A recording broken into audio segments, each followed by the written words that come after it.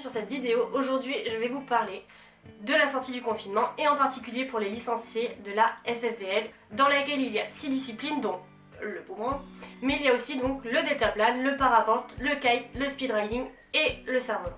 La fédération mais aussi la présidente craignent un pic d'accidentalité après la fin du confinement. Depuis 2 mois, personne n'est sorti de chez soi, chacun a envie de pratiquer, donc ça va être peut-être un peu la foire, donc on va éviter que ça soit le déconfinement. Voilà, on va éviter de faire ça.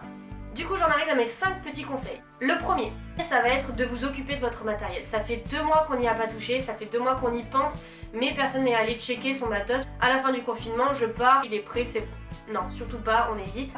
S'il faut changer, on change, on commande, il y a encore le temps, même si la poste en période de confinement c'est encore plus compliqué que d'habitude. Mon deuxième conseil, ça serait de reprendre une activité sportive.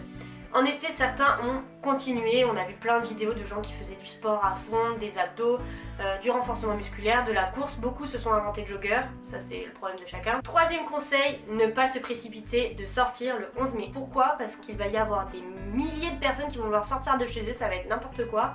Tout le monde va se marcher dessus.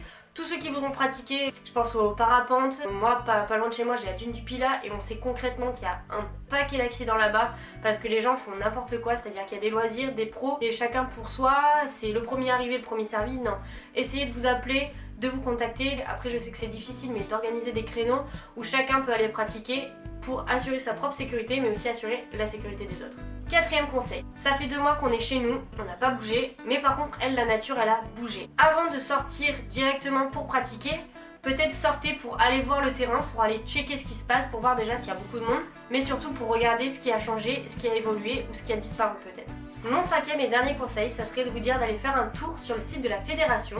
Pendant le confinement, ils ont mis à jour un paquet de choses, notamment sur la sécurité, les nouvelles normes et les nouvelles règles de certaines pratiques. Concrètement, il nous reste du temps avant le 11 mai, ça prend 10 minutes, donc n'hésitez pas à aller faire un tour, je pense que ça peut être intéressant pour tout le monde. Donc voilà, je vous laisse là-dessus, sur les 5 conseils que je viens de vous donner. Je ne pense pas que ça soit révolutionnaire, loin de là, mais par contre ça peut vous donner de nouvelles idées, un peu de réflexion pour votre pratique personnelle ou la pratique de vos amis à vous, de votre famille, ça peut toujours servir, donc n'hésitez pas à la partager. En attendant, pour ceux qui pratiquent le boomerang, n'hésitez pas à rester, mais même ceux qui sont curieux, bienvenue. Et je vous dis à très bientôt pour une vidéo qui parlera de mon sport, parce que je suis un peu plus calée dessus que sur les autres pratiques de la FFVL, faut pas se le cacher. Je vous dis à bientôt, attention à vous à la fin du confinement. Ciao!